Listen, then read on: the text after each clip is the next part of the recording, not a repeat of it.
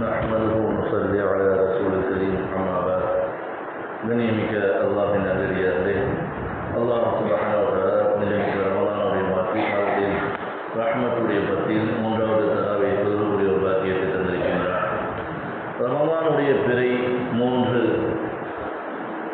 அன்னை ஃபாத்திமா ரலியல்லாஹு அன்ஹா அவர்கள் மரணித்த நாள் ரமலானுடைய பிறை 3. கண்ணியமிக்க அல்லாஹ்வின் நல்லடியார்களே, ஃபாத்திமா ரலியல்லாஹு அன்ஹா அவருடைய சிறப்புகள் நிறைய இருக்குது. இப்போ சில விஷயங்களை மட்டும் பேசி உரையை முடிச்சு போகிறேன். ஃபாத்திமா ரலியல்லாஹு அன்ஹா பெருமானார் ஸல்லல்லாஹு அலைஹி வஸல்லம் அவருடைய மகளில் 4 மகளில் மிக முக்கியமான ஒரு மகளாக அன்னை ஃபாத்திமா ரலியல்லாஹு அன்ஹா இருக்கிறார்கள். அல்லாஹ் சுப்ஹானஹு வ தஆலா நபியுடைய பரம்பரை இன்று வரை நபியுடைய குடும்பம் என்று சொல்லக்கூடிய எத்தனை வழித்தோன்றல்கள் இருந்தாலும் அத்தனை பேரும் அன்னை ஃபாத்திமா ரலியல்லாஹு அவர்களை மட்டுமே வந்து சேரும். மீதியுள்ள மகள்களின் மூலமாக அல்லாஹ் இந்த உம்மத்துக்கு ஒரு வாரிசுகளை கொடுக்கவில்லை. பெருமானார் ஸல்லல்லாஹு அலைஹி வஸல்லம் அவர்களில் இருந்து அதற்கடுத்து தலைமுறையாக வரக்கூடிய ஒரு முறையை அல்லாஹ் அன்னை ஃபாத்திமா ரலியல்லாஹு அன்ஹா மட்டும்தான் அல்லாஹ் வைத்திருக்கின்றார். வேற எந்த பெண்களின் மூலமாகவும் எந்த மகளின் மூலமாகவும் அல்லாஹ் இது போன்று அல்லாஹ் தரவில்லை. ஃபாத்திமா ரலியல்லாஹு பற்றி சொல்லும்போது எந்த அளவுக்கு சொல்லப்படுதுன்னு சொன்னால், பல கிதாபுகள் இப்படி தான் போட்டிருக்கு. அன்னை ஃபாத்திமா ரலியல்லாஹு அன்ஹா பெருமானார் ஸல்லல்லாஹு அலைஹி வஸல்லம் அவர்களுடைய ஈரல் துண்டு, நபி அவர்களின் ஈரல் துண்டு எனக்கு பிரியமான மகள் என்று நபி அவர்கள் அதிகமாக சொல்லக்கூடிய அளவுக்கு அல்லாஹ் சுப்ஹானஹு வ தஆலா அன்னை ஃபாத்திமா ரலியல்லாஹு அன்ஹா அவர்களை வைத்திருக்கின்றார். ஃபாத்திமா ரலியல்லாஹுடைய சிறப்பு எப்படிப்பட்டது அப்படின்னு சொன்னால், பொதுவாக ஒரு தந்தையுடைய அந்த ஜீனிலிருந்து வரக்கூடியது ஏதாவது பிள்ளைக்கு வந்து சேரும். ஏதாவது பேசுனது, ஏதாவது செய்வது, இது போன்ற ஏதாவது ஒன்றால் இதை அத்தா இதே போல செய்கிறாருங்க, இந்த பிள்ளை செய்கிறத பார்த்து அத்தா இந்த மாதிரி செஞ்சுருக்காரு, அவன் அத்தா இது மாதிரி சிரிக்கிறாரு, அத்தா இது போல சாப்பிடுவாருன்னு சொல்லுவாங்க. அதே போன்று அன்னை ஃபாத்திமா ரலியல்லாஹு பற்றி பேசும்போது பெருமானார் ஸல்லல்லாஹு அலைஹி வஸல்லம் அவருடைய நடையும் ஃபாத்திமா ரலியல்லாஹு அன்ஹா அவருடைய நடையும் ஒரே போன்று இருக்கும். கொஞ்சம் கூட அப்படியே மாற்றமே இருக்காது. நடை முதற்கொண்டு நபி அவர்கள் எப்படி நடந்தார்களோ அன்னை ஃபாத்திமா ரலியல்லாஹு அன்ஹா அதே போன்றுதான் நடப்பார்கள் என்று சொல்லப்படுது. அந்த அளவுக்கு அல்லாஹ் நபியோடு ஒட்டி எல்லா வகையிலும் அன்னை ஃபாத்திமா ரலியல்லாஹு அன்ஹா அவர்களை வைத்திருக்கின்றார். ஃபாத்திமா ரலியல்லாஹு அன்ஹா அவர்களுடைய இன்னும் பலவிதமான சிறப்புகள் இருக்கு. ஃபாத்திமா ரலியல்லாஹு தன்னுடைய அபூஜஹல் மிக பெரும் ஒரு குடலை தூக்கி, அதாவது குடல் என்று சொல்வதை விட நஜீஸ் அசிங்கம், அதாவது பிரசவ தீட்டில் வரக்கூடிய அந்த கழிவுகளை எடுத்து பெருமானார் ஸல்லல்லாஹு அலைஹி வஸல்லம் சஜிதாவில் இருக்கும்போது, பெருமானார் ஸல்லல்லாஹு அலைஹி வஸல்லம் அவர்கள் சஜிதாவில் இருக்கும்போது காஃபிர்கள் எல்லாம் சேர்ந்து அந்த நஜீஸ்களை கொண்டு வந்து நபி அவர்களுடைய முதுகில் போட்டாங்க. நபி அவர்கள் சஜிதாவிலிருந்து எந்திரிக்க முடியாமல் சிரமப்பட்டாங்க. இந்த விஷயத்தை பார்த்து யாரும் அதை சுத்தம் பண்ணவோ, அதை ஒதுக்கிவிடவோ, அதை களையவோ யாருமே வரல. இந்த விஷயத்தை ஃபாத்திமா ரலியல்லாஹு தெரிந்த உடனே வேகமாக ஓடி வந்து அன்னை ஃபாத்திமா ரலியல்லாஹு அன்ஹா அந்த குடல் அந்த அசிங்கத்தை எல்லாத்தையும் தட்டி விட்டு, என் அத்தாவை பார்த்து இந்த மாதிரி செஞ்சிட்டீங்களா, என் அத்தாக்கு இப்படிலாம் செஞ்சிட்டீங்களா அப்படின்னு சொல்லி ஃபாத்திமா ரலியல்லாஹு அந்த காஃபிர்களுடைய பெயரை சொல்லி அவங்களுக்கெல்லாம் அல்லாஹ் அழிவை கொடுக்கட்டும்னு சொல்லி உடனே துவா செஞ்சாங்க. எந்தெந்த பெயரை சொல்லி அன்னை ஃபாத்திமா ரலியல்லாஹு துவா செய்தார்களோ அந்த நபர்கள் எல்லாம் பதிலில் அல்லாஹ் மௌத்தாக்கணும். ஃபாத்திமா ரலியல்லாஹுடைய துவாவை, சிறிய குழந்தையாக இருந்த ஃபாத்திமா ரலியல்லாஹுடைய துவாவை அல்லாஹ் அப்படியே கபூல் செய்தான். ஃபாத்திமா ரலியல்லாஹு அவ்வளவு மிகப்பெரும் ஒரு பவரை அல்லாஹ் கொடுத்திருந்தார். எல்லா வகையிலும் நபி அவர்கள் எந்த அளவுக்கு ஃபாத்திமா ரலியல்லாஹுவை நேசித்து இருந்தாங்கன்னு பார்த்தா, நபி அவர்கள் ஃபாத்திமா ரலியல்லாஹு வந்தால் எந்திரிச்சு நிற்பாங்களாம். நபி அவங்க எந்திரிச்சு நிற்பாங்க, ஃபாத்திமா ரலியல்லாஹுவை வரவேற்பாங்க. தன்னுடைய மகள் வந்தாங்கன்னு சொன்னால் ஃபாத்திமா ரலியல்லாஹுடைய நெற்றியில் முத்தம் கொடுத்து விட்டு நபி அவர்கள் அதே போன்று வரவேற்பார்கள். அதே போல நபி அவர்கள் வீட்டுக்கு சென்றார்கள், ஃபாத்திமா ரலியல்லாஹுடைய வீட்டுக்கு சென்றார்கள் என்றால் ஃபாத்திமா ரலியல்லாஹு நபி அவர்களுடைய நெற்றியில் முத்தம் கொடுத்து வரவேற்பார்கள். ஒரு மகளுக்காக எந்திரித்து நின்று வரவேற்கிறார்கள் என்றால் எந்த அளவுக்கு பெருமானார் ஸல்லல்லாஹு அலைஹி வஸல்லம் ஃபாத்திமா ரலியல்லாஹு அன்ஹா அவர்கள் மீது மிக பிரியமானவராக இருக்கிறார். எங்கேயாவது வெளியூருக்கு போகிறதா இருந்தால் கூட ஃபாத்திமா ரலியல்லாஹு போய் பார்த்துட்டு தான் நபி அவர்கள் வெளியூருக்கு போவாங்க. வெளியூர்லேருந்து வந்தாலும் ஃபாத்திமா ரலியல்லாஹுடைய வீட்டுக்கு வந்துட்டு தான் நபி அவர்கள் திரும்பவும் அவங்களுடைய வீட்டுக்கு வந்தாங்க. அந்த அளவுக்கு பிரியமான ஒரு மகளாக அன்னை ஃபாத்திமா ரலியல்லாஹு அன்ஹா அவர்களை அல்லாஹ் சுப்ஹானஹு வ தஆலா வைத்திருந்தார். ஃபாத்திமா ரலியல்லாஹுடைய இன்னும் சிறப்பு. அவங்கள பற்றி சொல்லப்படுது. ஃபாத்திமா ரலியல்லாஹு மிக பெரும் பசியுடைய நேரத்தில் இருக்கும்போது ஒவ்வொரு நாளும் ஒவ்வொரு நபர்கள் சாப்பாடு கேட்பதற்காக வருவாங்க. ஒரு தடவை யத்தீம்கள் வருவாங்க, ஒரு தடவை மிஸ்கீன்கள் வருவாங்க, கைதிகள் வருவாங்க. இப்படி வரவங்களுக்கெல்லாம் உணவு கொடுத்துக்கிட்டே இருந்தாங்க. வரவங்களுக்கெல்லாம் உணவு, எந்த ஒரு கஷ்டம், அவங்களுக்கே சாப்பிட்றதுக்கு வழி இல்லை. ஏதோ சிறிய சிறிய உணவு, அந்த உணவு வந்து தான் அவங்களும் அவங்களுடைய கணவனும் சாப்பிட முடியும். அந்த மாதிரி உள்ள நேரத்தில் யார் வந்து கேட்டாலும், தான் பசியாக இருக்கக்கூடிய நேரத்திலும் கூட வந்து கேட்டவங்களுக்கு அப்படியே உணவு எடுத்து கொடுத்துருவாங்க அன்னை ஃபாத்திமா ரலியல்லாஹு. இந்த விஷயத்தை அல்லாஹ் சுப்ஹானஹு வ தஆலா தன் திருமறையில சூரத்து தஹர் என்று ஒரு சூறா இருக்கு, அந்த சூறாவில் அல்லாஹ் அந்த ஆயத்தை இறக்கி வச்சுட்டான். எந்த அளவுக்குன்னு சொன்னா, யார் இது போன்று மிஸ்கீன்களுக்கும் யத்தீம்களுக்கும் கைதிகளுக்கும் இது போன்று உணவளித்தார்களோ அவர்களுக்கு அல்லாஹ் சொர்க்கத்தில் இது போன்ற நன்மாரியங்களை செய்கின்றான் என்று சொல்லி சொர்க்கத்துடைய அருட்கொடைகள் எல்லாம் அல்லாஹ் எடுத்து சொல்றான். பொதுவா சொர்க்கத்துடைய அருட்கொடைகளை அல்லாஹ் சொல்லும் போது சொர்க்கத்துல என்னென்ன அருட்கொடைகள் இருக்கோ அத்தனையும் சொல்லுவான். அதுல ஒரு விஷயம் என்னன்னா, ஹூருல் ஈன் என்ற பெண்மணிகள் இருக்காங்க, அவங்கள பற்றியும் அல்லாஹ் சொல்லுவான். என்னன்னா, ஆண்களுக்கு நாளை மறுமையில் அல்லாஹ் சுப்ஹானஹு வ தஆலா எத்தனை அருட்கொடைகளை ஆண்களுக்கு தரானோ அந்த அருட்கொடைகளில் ஒரு அருட்கொடை தான் ஹூருல் ஈன் என்ற பெண்மணிகளை அல்லாஹ் மலக்கச் செய்வான். ஆனா இந்த சூறால அல்லாஹ் ஹூருல் ஈன் பெண்களை பற்றி சொல்லவே மாட்டான். காரணம் என்ன? ஹூருல் ஈன் பெண்களை பற்றி சொன்னோம்னா அலி ரலியல்லாஹு அன்ஹு அவர்களுக்கு தான் அல்லாஹ் நாளைக்கு மறுமையில் ஹூருல் ஈன் என்ற பெண்களை அல்லாஹ் திருமணம் செய்து வைக்க வேண்டும். இந்த விஷயம் நாம் இறக்கினோம் என்றால் அது ஃபாத்திமா ரலியல்லாஹு அன்ஹு அவர்களுக்கு மனதில் கஷ்டப்படும் என்பதற்காக அல்லாஹ்வே ஹூருல் ஈன் பெண்களை பற்றி இந்த சூறாவிலே சொல்லாமல் மீதி சொர்க்கத்துடைய அத்தனை அருட்கொடையும் சொல்லுவான். இந்த அளவுக்கு ஃபாத்திமா ரலியல்லாஹு அன்ஹு அவர்கள் அல்லாஹ் சுப்ஹானஹு வ தஆலா நபியிடமும் பிரியமானவர்களாகவும் அல்லாஹ்விடமும் மிக பிரியமான ஒருவராக அன்னை ஃபாத்திமா ரலியல்லாஹு அன்ஹா இருந்தார்கள். அப்படிப்பட்ட ஃபாத்திமா ரலியல்லாஹு கூட அல்லாஹ் எந்த அளவுக்கு நபி ஸல்லல்லாஹு அலைஹி வஸல்லம் அவர்கள் வளர்த்தார்கள், எந்த அளவுக்கு பத்தினியாக வளர்த்தார்கள், எந்த அளவுக்கு உண்மையாக வளர்த்தார்கள், நாம் சிந்தித்து பார்க்க வேண்டும். கண்ணியமிக்க அல்லாஹ் நல்லடியார்களே, அன்னை ஃபாத்திமா ரலியல்லாஹு அன்ஹா அவங்க போய் மாவு அரைச்சி கையெல்லாம் அவங்களுக்கு காப்பு காய்ச்சது, தண்ணியை சுமந்து தோலெல்லாம் காப்பு காய்ச்சிருச்சு, அவ்வளவு சிரமப்பட்டாங்க. தன் கணவர்கிட்ட வந்து சொன்னாங்க. அதே போலதான் கணவனும் அவங்க வீட்டுக்கு கொண்டு வர்றதுக்காக ஒரு யஹூதிகிட்ட போய் வேலை பார்த்தாங்க. அலி ரலியல்லாஹு போய் ஒரு யஹூதிகிட்ட வேலை பார்த்தாங்க. வேலை பார்க்கும்போது எப்படின்னு சொன்னா, ஒரு கிணத்துல இருந்து வாளியில தண்ணியை அரைச்சிட்டு வந்து ஒரு தொட்டியில ஊற்றணும். அப்படி ஊற்றணும்னு சொன்னா ஒரு பேரிச்சம்பழம், ஒரு கிணத்திலிருந்து ஒரு வாளி தண்ணியை அரைச்சிட்டு வந்து ஒரு தொட்டில ஊற்றணும். அப்படி ஊற்றுனா ஒரே ஒரு பேரிச்சம்பழம். இப்படி 11 தடவை தண்ணியை இறைச்சிட்டு வந்து ஊற்றி 11 பேரிச்சம்பழத்தை வாங்கி கொண்டு நேராக வீட்டுக்கு போறாங்க. அங்கே போய் மனைவியை பார்த்தா மனைவியும் அதே போன்று அவங்களுடைய கையெல்லாம் காப்பு காய்ச்சிருக்கு. பாவு திருகை. நம்ம இன்னைக்கு இருக்கக்கூடிய பெண்களுக்கு இருக்க போட்டு எந்த மிஷின்லாம் இந்த நேரத்தில் இல்லை. வாஷிங் மிஷின், துணி துவைக்கிறதுக்கு, கிரைண்டரு, என்னென்னமோ இதெல்லாம் மிஷின் இருக்கு.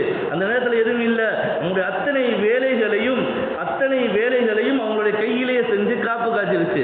இதை பார்த்து அலி ரலியல்லாஹு அன்ஹு அவங்க சொன்னாங்க, உங்களுடைய தந்தை கைதிகள் சில பேர் வந்திருக்கிறதாக கேள்விப்பட்டேன், உங்களுடைய தந்தைகிட்ட கைதிகள் சில பேர் வந்ததாக கேள்விப்பட்டேன், அடிமைகள் சில பேர் வந்ததாக கேள்விப்பட்டேன், நீங்க போயிட்டு வாங்கன்னு சொல்லி பெருமானார் ஸல்லல்லாஹு அலைஹி வஸல்லம் அவங்கள்ட்ட போயிட்டு வாங்கன்னு அலி ரலியல்லாஹு அனுப்பி வைக்கும்போது அன்னை ஃபாத்திமா ரலியல்லாஹு வீட்டுக்கு போறாங்க.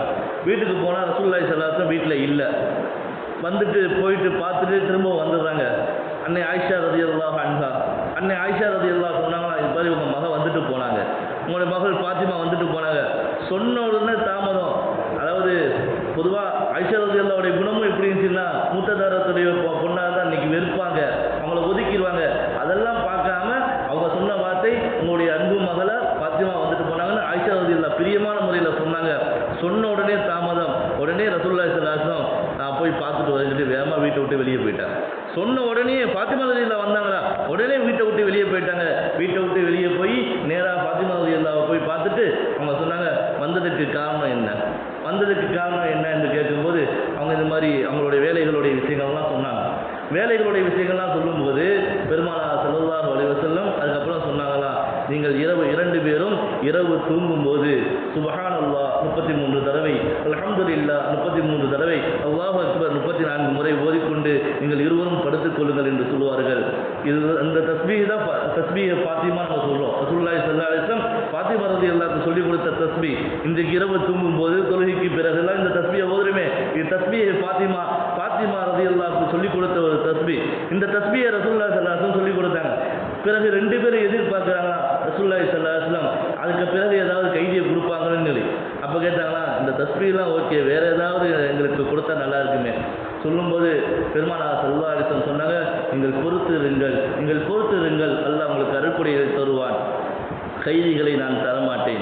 ஏனென்றால் திண்ணை தோழர்கள் எல்லாம் சிரமப்படுகிறார்கள், அவங்களுக்கு வேலை பார்க்கறதுக்காக அந்த கைதிகளை வச்சிருக்கேன், நீங்கள் இந்த தஸ்பீஹை ஓதுன்னு சொல்லி அன்னை ஃபாத்திமா ரலியல்லாஹு அன்ஹா அவர்களுக்கு பெருமானார் ஸல்லல்லாஹு அலைஹி வஸல்லம் தஸ்பீஹ் கொடுத்தாங்க. இந்த ஃபாத்திமா ரலியல்லாஹுக்கு அவ்வளோ சிரமங்கள், அவ்வளோ கஷ்டங்கள். பெருமானார் ஸல்லல்லாஹு அலைஹி வஸல்லம் அவங்க மௌத்து வரை இருந்த ஒரு பெண்மணி இருக்கிறார்கள், ஒரு மகளார் இருக்கிறார் அன்னை ஃபாத்திமா ரலியல்லாஹு. இந்த கஷ்டங்கள் எல்லாம் தாங்கி கொண்டதின் காரணமாக பெருமானார் ஸல்லல்லாஹு அலைஹி வஸல்லம் மௌத்துடைய நேரத்தில் சுபச்செய்தி சொன்னார்கள்.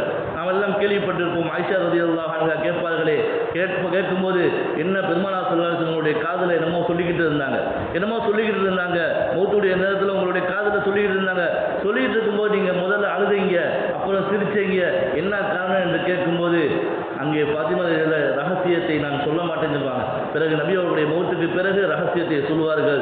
சொல்லும்போது சொன்ன வார்த்தை, முதலில் பெருமானார் ஸல்லல்லாஹு அலைஹி வஸல்லம் சொன்ன வார்த்தை இப்படி சொன்னாங்க, எப்பயும் ஜிப்ரீல் அலைஹி வஸல்லம் ஒவ்வொரு ரமதானிலும் வந்தார்கள், அன்று ஓதப்படக்கூடிய அத்தனை வசனங்களையும் எனக்கு ஓதி காமிப்பார்கள். இந்த தடவை 2 முறை எனக்கு ஓதி காமித்து விட்டார்கள், 2 முறை ஓதி காமித்தார்கள். எனவே நான் இந்த உலகத்தை விட்டு செல்வதற்கு நேரமாகிவிட்டது என்று பெருமானார் ஸல்லல்லாஹு அலைஹி வஸல்லம் சொன்ன அந்த விஷயத்தை பார்த்து அன்னை ஃபாத்திமா ரலியல்லாஹு அழுவார்கள்.